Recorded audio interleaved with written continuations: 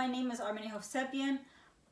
I'm going to have a meeting with Senator Ricardo Laura from California. My son will play the part of the senator. Hello, Senator Laura. Hello.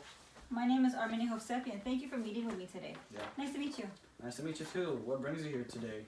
Have a seat, please. Thank you, sir. I'm a nurse. I work in a hospital where organ transplants are performed. As a nurse, I work with some people who needed transplants. I've also seen family members after patients passed away from not receiving transplants. It's heartbreaking. They're all great people. Some haven't, some have not paid taxes or voted, but they all have respected the laws within this country. Those who are lawfully in the U.S. do not have more of a need than others. I feel an obligation to my patients to make sure they're all getting the proper care they need. They all deserve it. Yes, of course patients should get the proper care. And I believe nurses are very valuable to our society. And I am so happy to hear that you care so much about your patients. Yes, sir, I do. It is very important to me that patients receive the best we can offer. I remember one of my patients who needed a kidney transplant. He had both a donor and private insurance, but doctors initially refused him when they discovered he was an undocumented immigrant, even though he had insurance. Another patient, on the other hand, was also an undocumented immigrant who needed an organ transplant, but he had no insurance.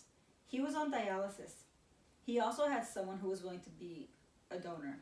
He was denied too, again, because of his immigration status.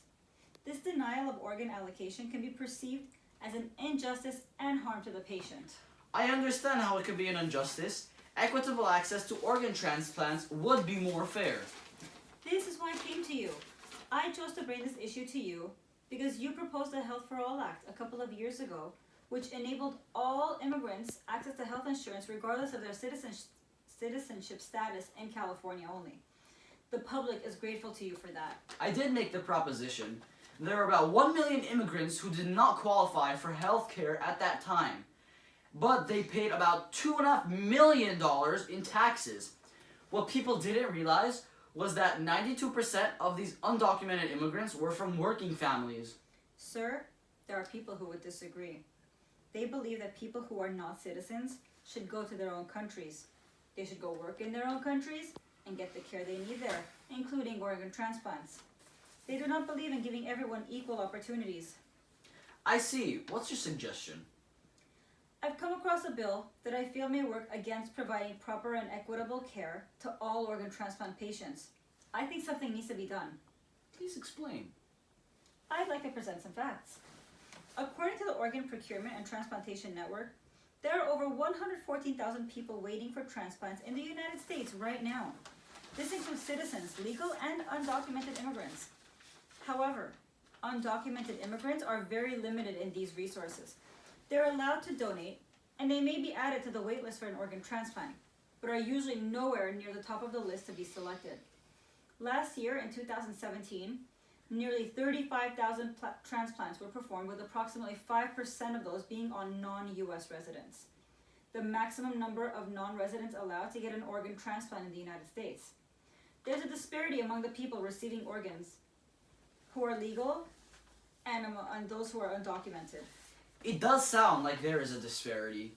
I also found that according to the Council of State Governments, the only situations in which lawful presence in the United States is not required are treatments of emergency medical conditions not related to organ transplants, immunization, testing, and treatment of communicable diseases, pre- and postnatal care, and forms of crisis counseling.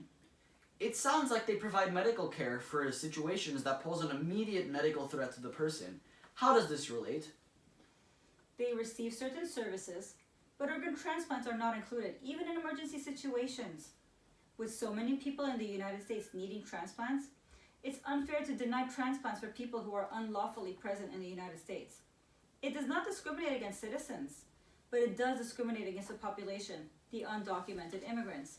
They're people too. It's a question of justice and non-maleficence. If people want to be doctors, they should not have limits on who they take care of. The focus of healthcare should be just that, caring for people's health, not on the independent traits of a person. I am not disagreeing, but are there any other benefits besides equitability? How will cost factor into equitable allocation?